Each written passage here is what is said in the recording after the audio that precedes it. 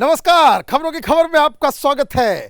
कैसे समय बदलता है और किस तरीके से पाकिस्तान स्पॉन्सर्ड हिंदुस्तान में ये जो टुकड़े टुकड़े गैंग भारत को तोड़ना चाहते थे, आज वही पाकिस्तान टूट की कगार पे खड़ा है। वहाँ वो कुछ हो रहा है जिसके बारे में कभी किसी पाकिस्तानी ने या पाकिस्तान के जानकार ने सोचा नहीं होगा कि ऐसा दिन आएगा पाकिस्तान में जब पाकिस्तान के जनरल के घर के बाहर लोग इकट्ठा हो जाएंगे, बवाल करेंगे, मारपीट करेंगे और पाकिस्तान की सेना को अपनी साख बचाने के लिए टैंकों को सड़कों पे उतारना पड़ेगा। बड़ी खबर आई है पाकिस्तान से कि पाकिस्तान की सेना ने ये साफ साफ कह दिया है सरकार को, पाकिस्तान की शहबाज शरीफ सरकार को ये कहा गया है, ये निर्देश दिया गया है कि इस इमरान खान के ऊपर कार्रवाई की जाए, उसे जेल के अंदर डाला जाए, इन्वेस्टिगेट किया जाए, क्योंकि इस तरीके से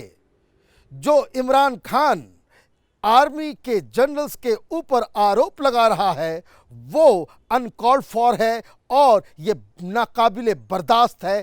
आर्मी अपनी प्रेस्टीज को, अपनी इज्जत को बचाने के लिए किसी भी हद तक, मार्क कीजिए, किसी भी हद तक जाने को तैयार है और टैंक ऑलरेडी पाकिस्तान की सड़कों पे आ गए हैं।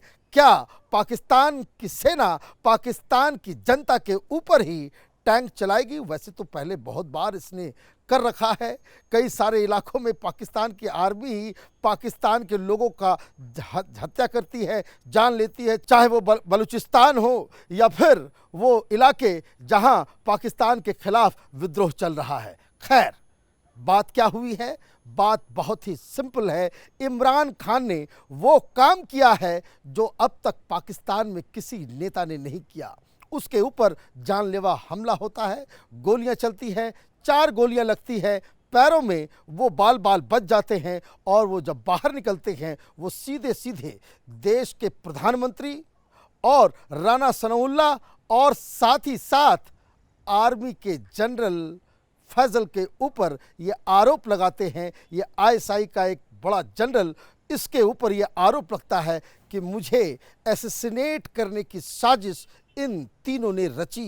अब जनता सड़कों पे आ गई और उसको कंट्रोल करने के लिए जगह जगह पे पुलिस के साथ झड़प, आर्मी वाले के साथ झड़प, और तो और इंतहा तब हो गई पेशावर के कोर कमांडर के घर के बाहर लोगों ने प्रदर्शन करना शुरू कर दिया। ये बातें पाकिस्तान में कभी किसी ने सोचा नहीं था। लेकिन बड़ी खबर, वो लेटर जो डीजी आईएसपीआर की तरफ से जारी किया गया, सरकार को निर्देश दिया गया, उस लेटर के आप टोन एंड टेम्पर से समझ जाएंगे कि किस तरीके से पाकिस्तान में सेना वर्सेस जनता की लड़ाई अब शुरू हो गई है।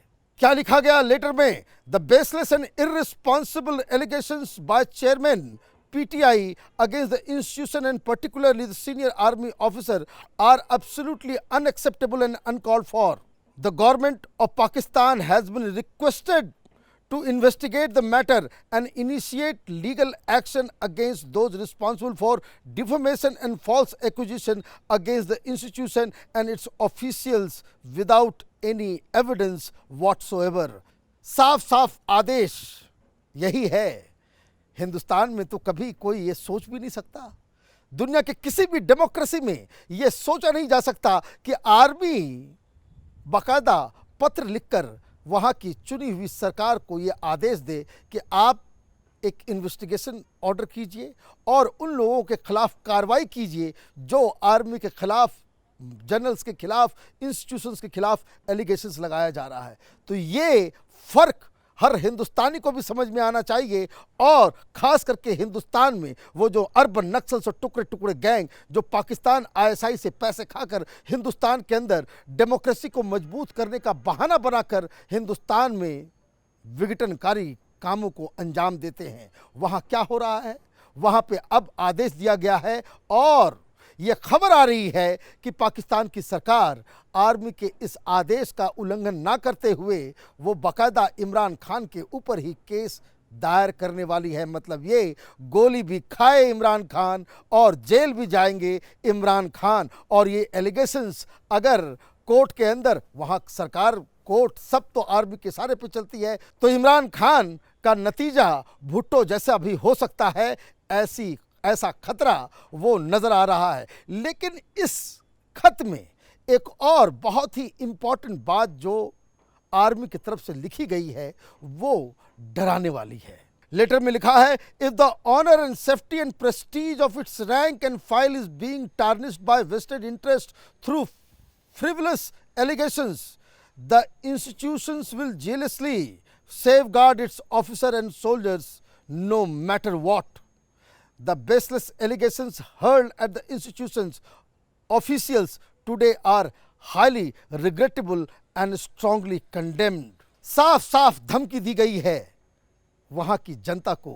अगर किसी ने भी आर्मी के अधिकारियों या आर्मी के ऊपर कोई भी उंगली उठाने की कोशिश की तो वहाँ की सेना अपने प्रेस्टीज को बचाने के लिए किसी भी हद तक जा सकती है। और इसकी हद तो अब उसकी शुरुआत नज़र आ रही है कि टैंक्स अब नज़र आ रहे हैं पाकिस्तान की सड़कों के ऊपर। अब इसमें दो तीन चीज़ें समझने की है। एक बात ये कि इमरान खान क्या हासिल करना चाह रहे हैं, ये स्थिति अब तक क्यों पहुंची इस जगह पे। दरअसल इमरान खान जब से अपनी कुर्सी से हटाए गए हैं, हालांकि उनके पास बहुमत नहीं थी, इमरान खान एक ऐसी सरकार चला रहे थे कि जिसमें और भी कई सारी पार्टियां, कई सारे जो सांसद थे वो समर्थन देकर एक मिलीजुली सरकार बनाए हुए इमरान खान इस सरकार को चला रहे थे।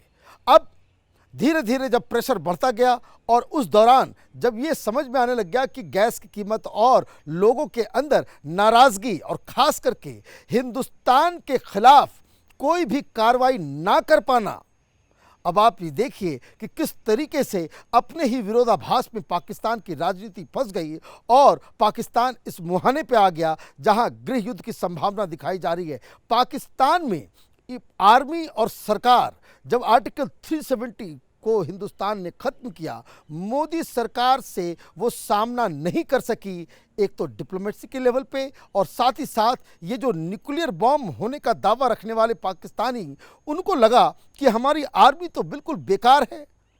वो कश्मीर बिना एक भी गोली चलाए हुए हिंदुस्तान अपने पास लेके चला गया और हम हाथ पे हाथ धर के बैठे रह गए, कहीं कुछ नहीं हो सका।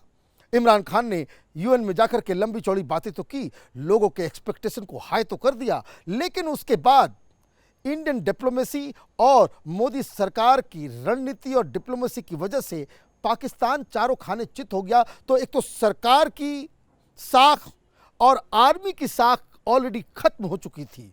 इसके बाद इमरान खान के जो समर्थित पार्टियां थी उन्होंने भी कन्नी काटना शुरू कर दिया, और वो इसलिए क्योंकि आर्मी की तरफ से ये इशारा दिया गया, क्योंकि दो मसला फंसा, एक जनरल बाजवा के एक्सटेंशन का और कौन अगला आईएसआई का चीफ होगा, उसमें बाजवा और इमरान खान के बीच एक लड़ाई शुरू हो गई।